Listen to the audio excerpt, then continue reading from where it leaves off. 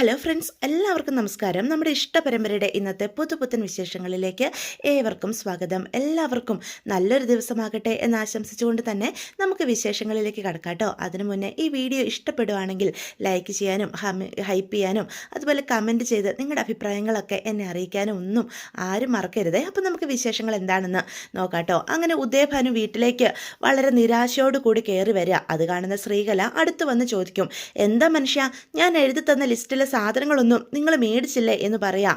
ഹോ, just miss, 35,000 രൂപ കൺമുന്നിലൂടെ അങ്ങ് കടന്നു പോയില്ലേ. ഒരല്പം നേരത്തെ ഞാൻ ചെന്നിരുന്നെങ്കിൽ അതെൻ്റെ കൈക്കലാക്കിയേനെ എന്നൊക്കെ പറയാം. നിങ്ങൾ എന്തൊക്കെയാണ് ഈ പിച്ചും പേയും പറയുന്നതെന്ന് ചോദിക്കുക. ഓ, ആ പൈസ നഷ്ടപ്പെട്ടു, നിങ്ങൾ എന്ത് തേങ്ങയായി പറയുന്നത് എന്ന് വീണ്ടും ചോദിക്കുക. ഒരര മണിക്കൂർ നേരത്തെ ഞാൻ എത്തിയിരുന്നെങ്കിൽ അത് നഷ്ടപ്പെടില്ലായിരുന്നു. ഓ, അരമണിക്കൂർ കറക്റ്റായിരുന്നു, അതെനിക്ക് കൈക്കലാക്കായിരുന്നു. ഷോ, അരമണിക്കൂർ നേരത്തെ ചെന്നിരുന്നെങ്കിൽ ആകാശ് വരുന്നതിന് മുന്നേ സംഭവം നടന്നേനെ എന്ന് പറയാം.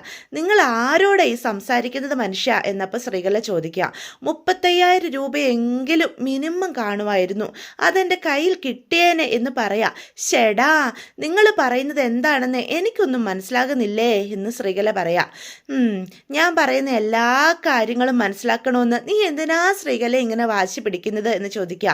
എന്നാലും എന്താ കാര്യം എന്ന് വീണ്ടും ചോദിക്കുക. സാരമില്ല, സമയം മാറും, നമ്മുടെ ശനിയൊക്കെ മാറി ശുക്രനാവുക എന്ന് ഉദയഭാനു പറയാം. എനിക്കിനി വെച്ചടി കയറ്റമായിരിക്കും, നമുക്ക് കിട്ടാനൊക്കെയുള്ള പൈസയൊക്കെ ഉണ്ടല്ലോ, ദേ വരിവരിയായിട്ട് ഇങ്ങ് വന്നോളും എന്ന് ഉദയഭാനു പറയാണ്. എന്താടി നീ എന്താ എന്നെ ഇങ്ങനെ നോക്കി നിൽക്കുന്നത്, എന്താ വിശ്വാസമായില്ലേ?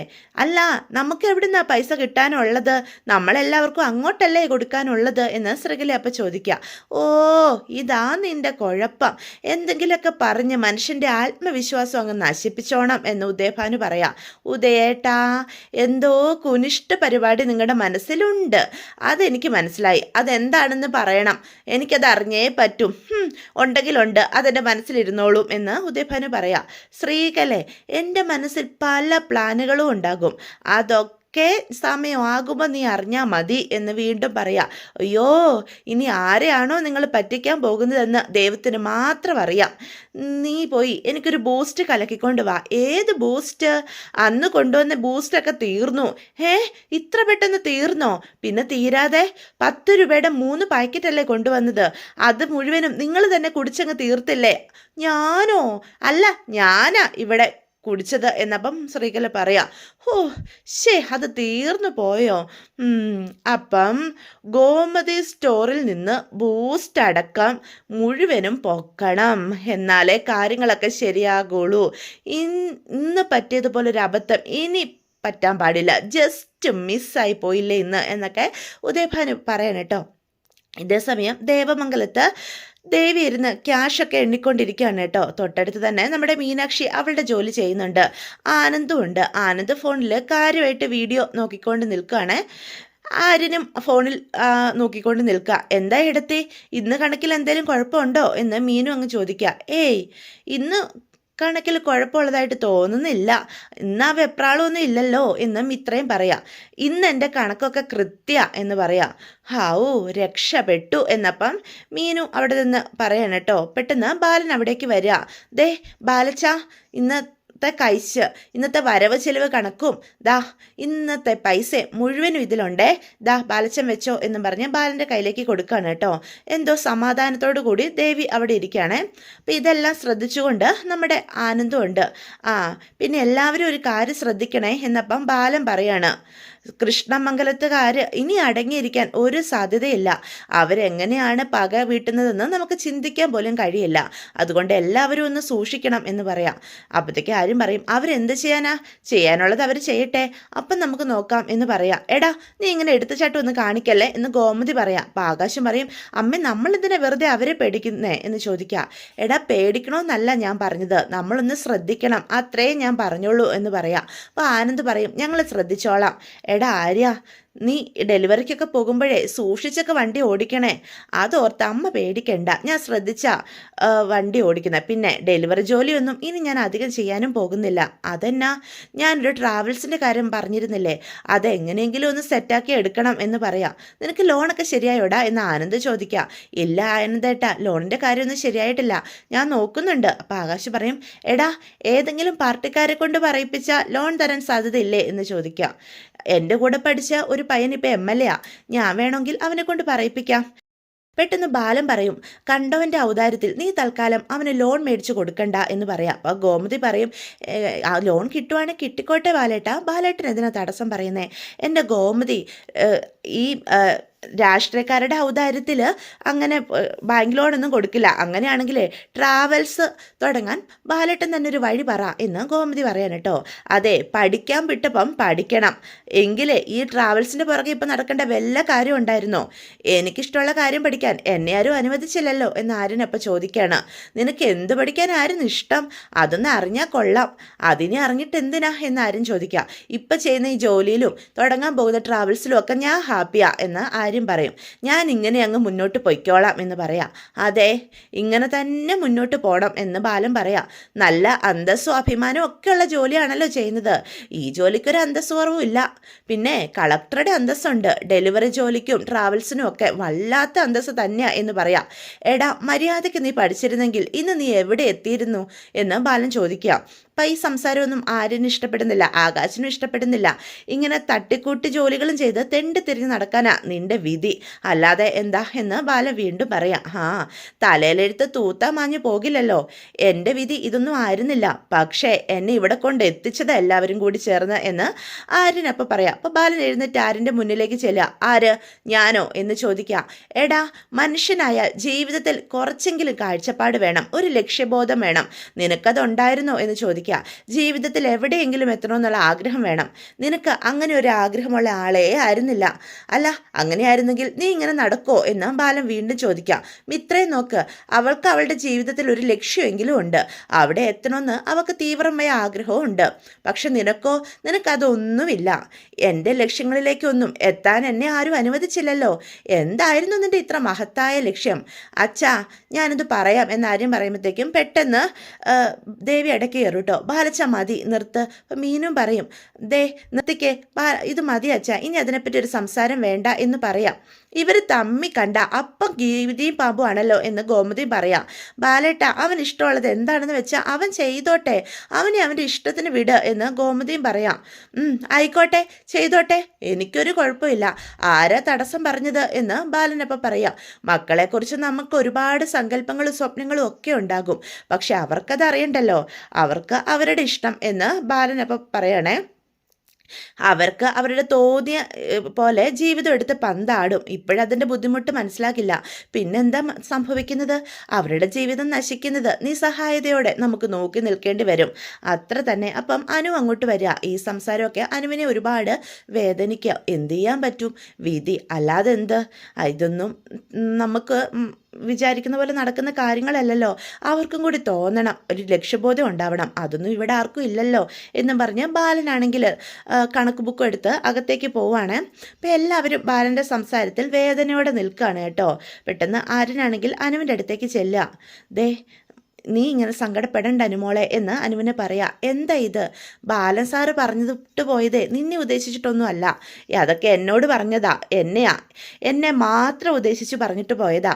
അതുകൊണ്ടേ നീ അതോർത്ത് വിഷമിക്കൊന്നും വേണ്ട, നിന്നെപ്പറ്റി ഇവിടെ ചിന്തിച്ചിട്ട് പോലും ഇല്ല കേട്ടോ എന്ന് പറയാം. അപ്പം പെട്ടെന്ന് അനുമോള് എന്ന് പറഞ്ഞ് തലയാട്ടുവാണ്. അനുവിൻ്റെ മുഖത്ത് ചിരി വരുന്ന കാണുമ്പം എല്ലാവർക്കും സന്തോഷം ആവുകയാണ് കേട്ടോ. എല്ലാവരും ചിരിയോടുകൂടി ആ കാഴ്ച കണ്ടു നിൽക്കുക. ഗോമതിയും അവിടെ നിശബ്ദ ആയിട്ടിരിക്കുകയാണ് കേട്ടോ. ഇതേ സമയം നമ്മുടെ മീനു പിന്നീട് റൂമിലേക്ക് കയറി ചെന്ന് ബെഡൊക്കെ വിരിച്ചുകൊണ്ട് നിൽക്കുക. അപ്പോഴാണ് ആകാശ് അവിടേക്ക് വരുന്നത്. വളരെ കാര്യമായിട്ട് ചിന്തിച്ചുകൊണ്ടാണ് റൂമിലേക്ക് വരുന്നത് ആകാശ്. അത് കാണുന്ന മീനു ആകാശിനെ ഇങ്ങനെ ശ്രദ്ധിക്കുകയാണ് കേട്ടോ. എന്തോ കാര്യം ഉണ്ടല്ലോ എന്നിങ്ങനെ മനസ്സിൽ കരുതാണ്. വീണ്ടും ആകാശ് അങ്ങോട്ടും ഇങ്ങോട്ടും കാര്യമായി ചിന്തിച്ചുകൊണ്ട് തന്നെ നടക്കുക. ഇതെല്ലാം നമ്മുടെ മീനു ശ്രദ്ധിക്കുന്നുണ്ട്. ഈ ആകാശിന് ഇത് എന്തു പറ്റി എന്ന് പറഞ്ഞ് പതിയെ ചൂളം അടിക്കുകയാണ് കേട്ടോ. കേട്ടോ. എന്താണ് എന്താ ഇത്ര കാര്യമായിട്ട് ആലോചിക്കുന്നതെന്ന് ചോദിക്കുക.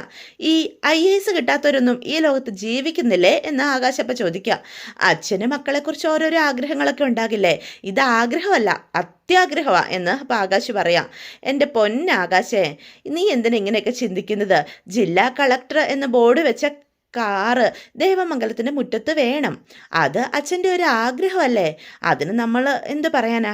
ഈ മീനു ഈ മക്കൾക്ക് ഇഷ്ടമുള്ള കാര്യം ചെയ്യാൻ അവരെ സപ്പോർട്ട് ചെയ്യണം. അതാണ് ഒരു അച്ഛൻ്റെ കടമ. ഇത് വെറുതെ എപ്പോഴും വഴക്കുമായിട്ട് നിന്നോളും. അച്ഛൻ്റെ ആഗ്രഹങ്ങൾക്കും സ്വപ്നങ്ങൾക്കും വേണ്ടി കഷ്ടപ്പെട്ട് തൊലച്ചു കളയാനുള്ളതല്ല മക്കളുടെ ജീവിതം എന്ന് പറയാം. ശരി, ആയിക്കോട്ടെ, നമുക്ക് ആ ടോപ്പിക്ക് വിടാം എന്ന് മീനു അപ്പം പറയാണ്. അല്ല, നീ തന്നെ പറ, ഈ ട്രാവൽ ഏജൻസിക്ക് എന്താ ഒരു കുഴപ്പം? സക്സസ് ആയി കഴിഞ്ഞാലേ നല്ലൊരു ബിസിനസ്സാണ്. അവൻ ബാങ്ക് കുത്തി തുറക്കാനൊന്നും അല്ലല്ലോ പ്ലാൻ ചെയ്തേ.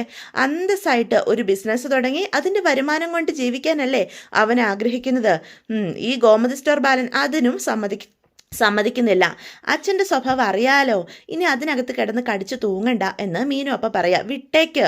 ഈ അച്ഛനുണ്ടല്ലോ, ഒരു തവണയെങ്കിലും ചോദിച്ചിട്ടുണ്ടോ, എടാ മോനെ ആര്യ, നിന്റെ ഡ്രീം എന്താ, നിനക്ക് ആരാകാനാണ് ആഗ്രഹം എന്ന് ചോദിച്ചിട്ടുണ്ടോ? അല്ലാതെ ചോദിച്ചിട്ടാണ് ഈ തള്ളുന്നതെങ്കിലേ നമുക്ക് മനസ്സിലാക്കാം. ഇതൊരിക്കൽ പോലും ചോദിച്ചിട്ടില്ല. സ്വന്തം മക്കളുടെ മനസ്സിൽ എന്താണെന്നെങ്കിലും ഒരച്ഛൻ ശ്രമിക്കണ്ടേ? എന്താ വേണ്ടേ എന്ന് ചോദിക്കുക. അത് ഞാൻ അംഗീകരിക്കുന്നു എന്ന് മീനു അപ്പം പറയാം. ഞാൻ വേറൊരു കാര്യം ചോദിക്കട്ടെ എന്ന് അപ്പം മീനു പറയേ. നീ ചോദിക്കാൻ വന്ന കാര്യം എന്താണെന്നൊക്കെ എനിക്ക് മനസ്സിലായി. അതെങ്ങനെ മനസ്സിലായി? അവൻ്റെ ഏട്ടനായ ഞാൻ അവൻ്റെ ആഗ്രഹങ്ങളും സ്വപ്നങ്ങളും മനസ്സിലാക്കിയിട്ടുണ്ടോ എന്നല്ലേ ഞാൻ ചോദിക്കാൻ വന്നത്. അതൊന്നുമല്ല എന്ന് മീനു പറയും. പിന്നെന്താ? അത് പിന്നെ എന്താണെന്ന് വെച്ചാൽ ചോദിക്കുക. അല്ല, ആര്യനെക്കുറിച്ച് അച്ഛന് സ്വപ്നങ്ങളൊക്കെ ഉണ്ട്. ആര്യൻ കളക്ടർ ആവണമെന്ന് അച്ഛൻ ആഗ്രഹിക്കുകയും ചെയ്തു. അതുപോലെ അനുമോളെക്കുറിച്ചും അച്ഛന് സ്വപ്നങ്ങളൊക്കെ ഉണ്ട്. നീ കൂടുതൽ പണയണ്ട. നീ ഉദ്ദേശിച്ചത് എന്താണെന്നൊക്കെ എനിക്ക് മനസ്സിലായി. എന്നെക്കുറിച്ച് എൻ്റെ അച്ഛന് സ്വപ്നങ്ങളൊന്നും ഇല്ലായിരുന്നോ എന്നല്ലേ നീ ചോദിക്കാൻ വന്നത് എന്ന് അപ്പം ആകാശ് ചോദിക്കുക. അത് പിന്നെ എന്ന് പറഞ്ഞ് മീനു ഉരുണ്ട് കളിക്കുവേ. അപ്പം ആകാശ് ബെഡിലേക്ക് ഇങ്ങോട്ട് ഇരിക്കും. അപ്പം മീനും അടുത്ത് വന്നിരിക്കും. എനിക്കെല്ലാം മനസ്സിലായി. അല്ല, ആകാശിനെ കുറിച്ച് എന്തെങ്കിലുമൊക്കെ ആഗ്രഹം ഉണ്ടാകാതിരിക്കില്ലല്ലോ എന്ന് പറയാം. അതെന്തായിരുന്നു ആകാശു എന്ന് ചോദിക്കാം. അതോ ഉണ്ടയാ ഒരാഗ്രഹവും ഇല്ലായിരുന്നു എന്ന് പെട്ടെന്ന് ആകാശ് ദേഷ്യത്തോടു കൂടി പറയാം. എന്നെക്കുറിച്ച് ആ മനുഷ്യനെ ഒരു സ്വപ്നവും ഇല്ലായിരുന്നു എന്ന് വേദനയോടെ ആകാശ് പറയാം. നിനക്കറിയോ, ഞാനൊരു മിടുക്കനായിട്ട് പഠിക്കുന്ന പയ്യനായിരുന്നു. എന്നിട്ട് +1 കൊള്ളാവുന്നിടത്തൊന്നും അഡ്മിഷൻ കിട്ടിയില്ലല്ലോ. അതെന്താ കിട്ടാത്തേ? എനിക്കെങ്ങനെ അറിയാം എന്ന് മീനു അപ്പം ചോദിക്കാം. എനിക്ക് കമ്പ്യൂട്ടർ സയൻസ് പഠിക്കണം, അച്ഛന് മെക്കാനിക്കലും. നല്ല തർക്കമായിരുന്നു. അവസാനം എന്തായി? എന്നെക്കൊണ്ട് ഈ മെക്കാനിക്കൽ ചേർത്തു. എനിക്ക് ഒട്ടും താല്പര്യമില്ലാത്ത മെക്കാനിക്കൽ. വല്ല കാര്യമുണ്ടോ? കമ്പ്യൂട്ടർ സയൻസ് പഠിക്കാൻ ആഗ്രഹിക്കുന്നവനെ അത് പഠിപ്പിക്കണം, അല്ലാതെ മെക്കാനിക്കലിനെ കൊണ്ടാക്കുന്നത് എന്തിനാ? അല്ലായിരുന്നെങ്കിൽ +2 ഫുൾ A+ കിട്ടിയിരുന്നേനെ അല്ലേ? എൻ്റെ പൊന്നു മീനു, അച്ഛൻ ഒരിക്കലും ഞങ്ങൾ മക്കളുടെ മനസ്സ് മനസ്സിലാക്കിയിട്ടേ ഇല്ല. അച്ഛൻ്റെ വാശി. അച്ഛൻ്റെ മനസ്സിൽ ഒരു സാധനം സെറ്റ് ചെയ്ത് വെക്കും. നമ്മൾ മറ്റേ സൂര്യന് ചുറ്റും ഭൂമി ഉപഗ്രഹങ്ങളും കറങ്ങില്ലേ, അത് പഠിച്ചിട്ടില്ലേ? അതുപോലെ ഗോമതി സ്റ്റോർ ബാലിന് ചുറ്റും ഞങ്ങൾ മക്കൾ കിടന്നിങ്ങനെ കറങ്ങണം. ഓ, സംഗതി തിരിച്ചല്ലേ എന്നപ്പോഴത്തേക്കും നമ്മുടെ മീന് ചോദിക്കാം. ഭൂമി അതിൻ്റെ സ്വന്തം അച്ചുതണ്ടിലല്ലേ കിടന്ന് കറങ്ങിക്കൊണ്ടിരിക്കുന്നത്? ഓ എൻ്റെ പൊന്നു മീനു, ഭൂമി അതിൻ്റെ സ്വന്തം അച്ചുതണ്ടിൽ കിടന്ന് കറങ്ങുന്നത് കൊണ്ട് അതിൻ്റെ ഒരു നിലയും വിലയും ഉണ്ട്. ഞങ്ങളുടെ അവസ്ഥ അതാണോ? ഒരു നിലയുണ്ടോ? ഒരു വിലയുണ്ടോ? എന്ത് വിലയാണ് ഞങ്ങൾ മക്കൾക്കുള്ളത്? എൻ്റെ പൊന്നു മീനു, ഞങ്ങൾക്ക് ഈ പറഞ്ഞ അച്ചുതണ്ടും ഇല്ല, ഭ്രമണപഥവും ഇല്ല, ഒരു തേങ്ങയില്ല.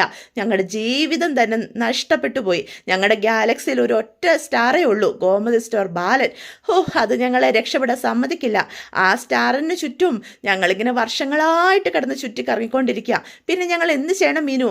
ഞങ്ങൾ എന്ത് ചെയ്യണം? ഞങ്ങളുടെ ജീവിതമൊക്കെ നശിച്ചു പോയി. പറഞ്ഞിട്ട് ഒരു കാര്യമില്ല. അപ്പോൾ ഇത് കേൾക്കുന്ന മീനു വല്ലാതെ ചിരിക്കാൻ പറഞ്ഞതല്ല.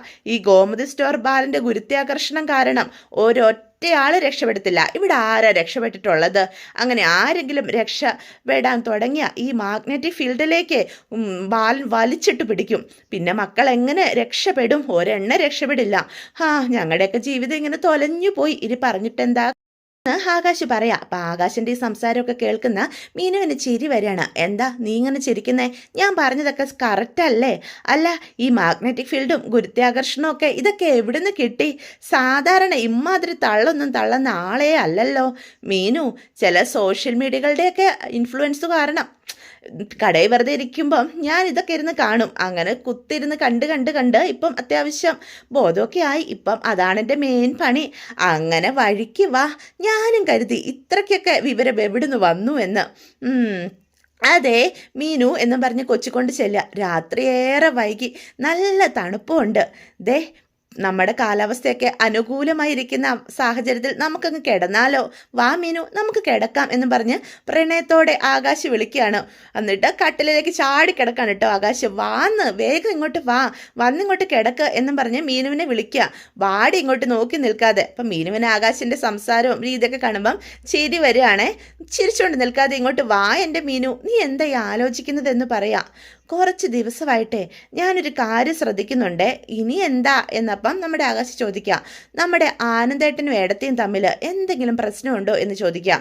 എന്തു പ്രശ്നം? നിനക്കെന്താ അങ്ങനെ തോന്നാൻ എന്ന് ചോദിക്കുകയാണ് കേട്ടോ. അപ്പം നമ്മുടെ ആകാശ്, രണ്ടു പേർക്കും ഇടയിലേ എന്തോ ഒരു അകൽച്ച ഉള്ളതുപോലെ എനിക്ക് എപ്പോഴും തോന്നാറുണ്ട്.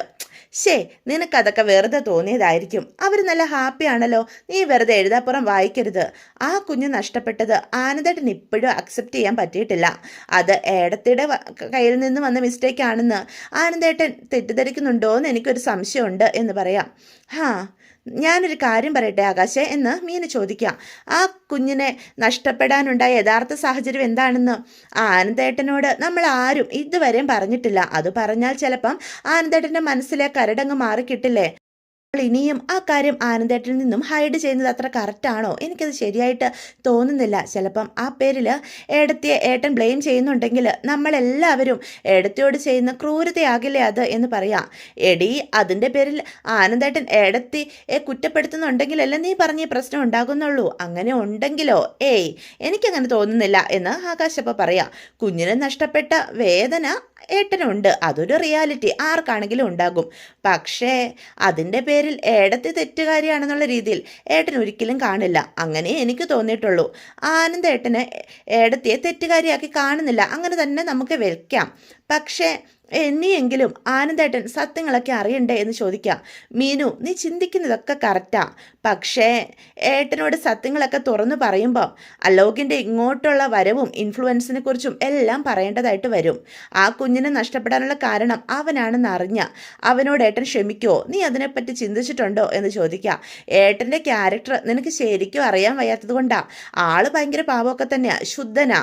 പക്ഷേ ഏട്ടൻ ഒരാളോട് ദേഷ്യമോ വൈരാഗ്യമോ തോന്നിയാ പിന്നെ ആളുടെ കാര്യം കട്ട പുകയാ, അതുപോലെ ദേഷ്യ. നമ്മൾ ചിലരെക്കുറിച്ച് പറയില്ലേ, അറ്റം കണ്ടിട്ട് അടങ്ങുള്ളെന്ന്. ഏട്ടൻ അങ്ങനെയാ എന്ന് ആകാശ് പറയാം. ഒരാളോട് വൈരാഗ്യം തോന്നിയാ അയാളെ തറ പറ്റിച്ച് നശിപ്പിച്ചിട്ടേ ആനന്ദേട്ടനെ അടങ്ങുള്ളൂ. അതാ അയാളുടെ സ്വഭാവം. ഈ കാണുന്ന ശാന്തതയൊന്നും ഉണ്ടാകില്ല. അങ്ങനെയുള്ള ഒരാളോട് പ്രത്യേകിച്ച് ഇപ്പോഴത്തെ സാഹചര്യത്തിൽ അലോകിനെ പറ്റി നമ്മൾ എങ്ങനെ പറയും? അത് കൂടുതൽ പ്രശ്നം വഷളാക്കത്തേ ഉള്ളൂ. ഏട്ടനും ഏടത്തിക്കും ഇടയിൽ എന്തെങ്കിലും പ്രശ്നമുണ്ടെന്ന് നീ വെറുതെ തെറ്റിദ്ധരിച്ചിരിക്കുന്നതാ എന്ന് ആകാശ് പറയും. ആകാശ്, അത് ഇല്ലാത്തൊരു കാര്യം ഉണ്ടെന്ന് തെറ്റിദ്ധരിപ്പിച്ച് നീ അലോകിൻ്റെ കാര്യം ഏട്ടനോട് പറഞ്ഞ അവിടെ മുതൽ ഈ കുടുംബത്തിൽ പുതിയ പ്രശ്നങ്ങൾ തുടങ്ങും. അത് വേണോ എന്ന് ആകാശ് മീനുവിനോട് ചോദിക്കാം. അത് വേണ്ട എന്ന് മീനു അപ്പം തലയാട്ടാണ്. എന്നാ വന്ന് കിടക്ക്, നമുക്ക് ഉറങ്ങാം. സമയം പോകുന്നു, രാത്രി ഒത്തിരി വൈകി എന്ന് പറയാം. അങ്ങനെ ആകാശും അവൻ്റെ മീനും കൂടി രണ്ടുപേരും വളരെ സ്നേഹത്തോടെ കിടക്കുകയാണ് കേട്ടോ. സമയം രാവിലെ തന്നെ നമ്മുടെ ഗോമതിയും അനുവും കൂടി ക്ഷേത്രത്തിൽ പോയിട്ട് വരിക. അമ്പലത്തിൽ പോയി മനസ്സൊരുക്കൊന്ന് പ്രാർത്ഥിച്ചപ്പം മനസ്സിന് ഇച്ചിരി ശാന്തത തോന്നുന്നില്ലേ മോളെ എന്ന് പറയാൻ കേട്ടോ. അപ്പം അതിലുള്ള അയലോക്കത്തുള്ള ആൾക്കാരൊക്കെ നടക്കുന്നുണ്ടേ.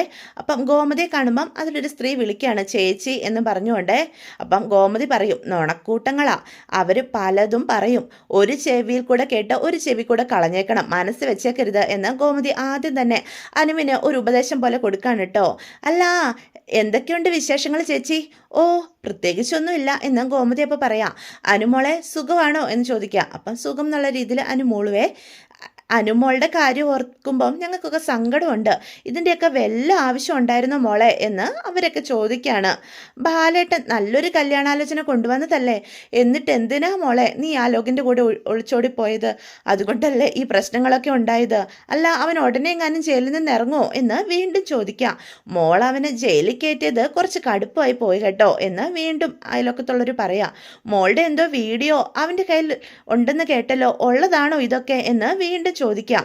അതുകൊണ്ടാ മോളെ കല്യാണത്തിന് സമ്മതിച്ചതെന്നാ ഇവിടെ ആൾക്കാരൊക്കെ പറയുന്നത്. അപ്പം ഇതൊക്കെ കേൾക്കുന്ന ഗോമതി പറയും, ഈ അനാവശ്യമൊക്കെ നിങ്ങളോട് ആരാ പറയുന്നത് എന്ന് ചോദിക്കാം. കുറച്ചുകൂടെ മനുഷ്യത്വപരമായിട്ട് സംസാരിച്ചുകൂടെ? എന്തൊക്കെയാ ഒരു പെൺകുട്ടിയോട് പറയുന്നേ? നിങ്ങൾക്കും പെൺകുട്ടികൾ ഉള്ളതല്ലേ? കേട്ട കാര്യം ഞങ്ങൾ പറഞ്ഞതേ ഉള്ളൂ, അത് തെറ്റായി പോയോ ഗോമതി ചേച്ചി എന്ന് അപ്പോൾ അവർ ചോദിക്കുകയാണ്. ഗോമതി ചേച്ചി മോളോടുള്ള സ്നേഹം കൊണ്ട് ചോദിച്ചതാ, തെറ്റായിട്ട് എടുക്കല്ലേ എന്ന് പറയാം. പെട്ടെന്ന് ധർമ്മൻ അങ്ങോട്ട് വരിക. അപ്പം ധർമ്മൻ പറയും, അനുവിന് നിങ്ങളുടെ സ്നേഹത്തിൻ്റെ ആവശ്യമില്ലെങ്കിലോ എന്ന് ധർമ്മനാണെങ്കിൽ അവിടെ ഉള്ളവരോട് പറയാണ്. മാമൻ എന്ന് പറഞ്ഞ് അനു ഒരു ആശ്വാസത്തോടു കൂടി ധർമ്മനെ നോക്കി നിൽക്കുകയാണ് കേട്ടോ. ധർമ്മൻ അവരുടെ അടുത്തേക്ക് വരിക. എന്നിട്ട് പറയും, കുത്തുവാക്കും സ്നേഹവും രണ്ടും രണ്ടാ, ആരുടെയും സഹതാപം അവൾക്ക് ആവശ്യമില്ല. ദേ പിന്നൊരു കാര്യം ഞാൻ പറഞ്ഞേക്കാം, നിങ്ങളുടെ മനസ്സിലെ വിഷം അവളുടെ മുമ്പിലേക്ക് ഇറക്കാൻ വേണ്ടി ഇങ്ങോട്ട് വരരുത്. ഈ പെങ്കൊച്ചിനെ ഇനിയും വിഷമിച്ച ഈ ധർമ്മൻ്റെ സ്വഭാവം നിങ്ങൾ അറിയും. അല്ല ധർമ്മ, ഞങ്ങൾ അനുമോളെ വിഷമിപ്പിക്കണമെന്നൊന്നും ചിന്തിച്ചിട്ട് പോലുമില്ല. കേട്ട കാര്യങ്ങൾ ചോദിച്ചു. കുടുംബത്തിലെ മാനം രക്ഷിക്കാൻ സ്വന്തം ജീവിതം ബലി കൊടുക്കാൻ എത്ര പെൺകുട്ടികൾ തയ്യാറാകും? നിങ്ങൾ ചെയ്യുമോ എന്ന് ചോദിക്കും. സ്വന്തം ജീവിതം തന്നെയല്ലേ നിങ്ങൾക്ക് എല്ലാവർക്കും വലുത് എന്ന് ചോദിക്കുക. നേരത്തെ ചേച്ചി ചോദിച്ചല്ലോ അനുവിൻ്റെ വീഡിയോ അവൻ്റെ കയ്യിലുണ്ടോ എന്ന്. പൊന്നു ചേച്ചി, ചേച്ചിയുടെ അനിയത്തി ട്യൂഷൻ സാറിൻ്റെ കൂടെ ബാംഗ്ലൂർക്ക് പോയപ്പം വന്ന വീഡിയോ ഉണ്ടല്ലോ, ഈ നാട്ടിലെ ചെറുപ്പക്കാരുടെ ഫോണിൽ കുറേ കാലം കടന്ന് കറങ്ങിയിട്ടുള്ളതാ. വെറുതെ ഇരിക്കുമ്പം മറ്റുള്ളവരുടെ ജീവിതത്തിൽ കോലിട്ടിളക്കാതെ സ്വന്തം അനിയത്തിയെ ഒന്ന് ഉപദേശിച്ച് നന്നാക്കാൻ നോക്ക്. അല്ല, അത്രയ്ക്ക് സംസ്കാര സമ്പന്നയായ ഒരു അനിയത്തി വീട്ടിലുള്ളപ്പം നാട്ടിലേക്ക് ഇറങ്ങി ഇങ്ങനെ പറയേണ്ട കാര്യമില്ല. നിങ്ങളും ഒട്ടും മോശമല്ല, എന്നെക്കൊണ്ട് കൂടുതൽ പറയിപ്പിക്കണോ എന്ന് ചോദിക്കാം. ചേച്ചി, ഗോമതി ചേച്ചി എന്നാൽ ഞങ്ങൾ പൊയ്ക്കോളാം, ഞങ്ങൾക്ക് ഇച്ചിരി ധൃതിയുണ്ട്, അത്യാവശ്യമായിട്ട് ടൗണിൽ ഒന്ന് പോകണം. ദേ ഞാനും വരുന്നു എന്ന് പറഞ്ഞു ഒരു വിധത്തിൽ രക്ഷപ്പെട്ട് അവർ രണ്ടുപേരും പോവുക. പെട്ടെന്ന് ധർമ്മനും അവരോടൊന്നും സംസാരിക്കാതെ പോകാനായിട്ട് തുടങ്ങുമ്പോൾ ധർമ്മൻ പിന്നിൽ നിന്ന് വിളിക്കും, മോനെ എന്ന് പറഞ്ഞ്, നീ തിരിച്ചു വാ എന്ന് പറയോ.